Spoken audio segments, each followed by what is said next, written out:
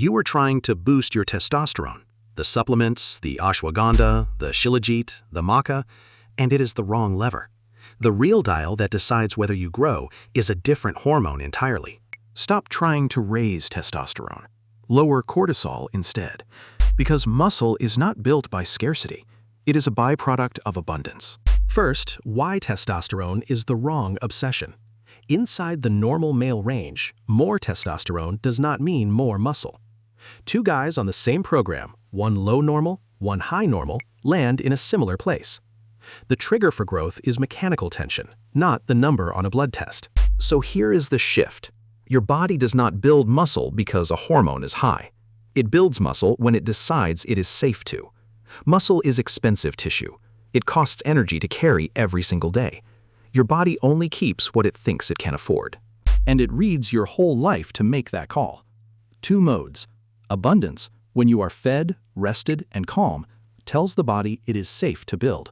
Scarcity, when you are stressed, starved, and wrecked, tells it to hold back and break tissue down for fuel. Cortisol is the switch between them. Cortisol is your threat hormone.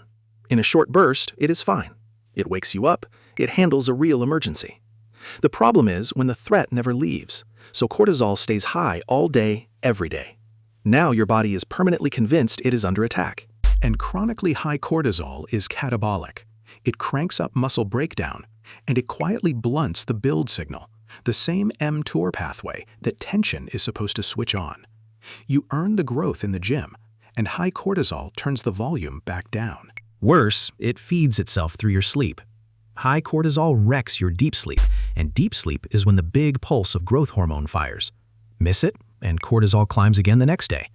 A quiet loop that locks you in scarcity mode. Now, be honest about what this is.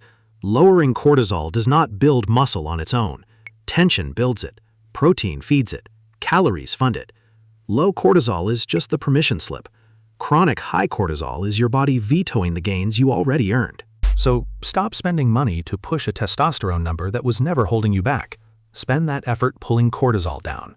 And that comes in two halves. First, the daily levers. Sleep 7 to 9 hours. It is the single fastest way to drop cortisol. Walk every day. Easy cardio lowers it. Cut the excess caffeine that keeps it propped up.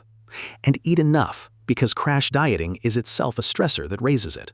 Second, and this is the real fix, remove the actual sources of stress. The job quietly grinding you down. The phone that never stops. The relationship draining you. You are not being soft. You are giving your body a reason to believe it is finally safe to grow. So put down the test booster.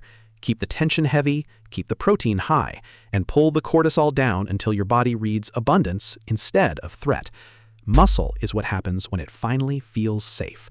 That is the Watt advantage.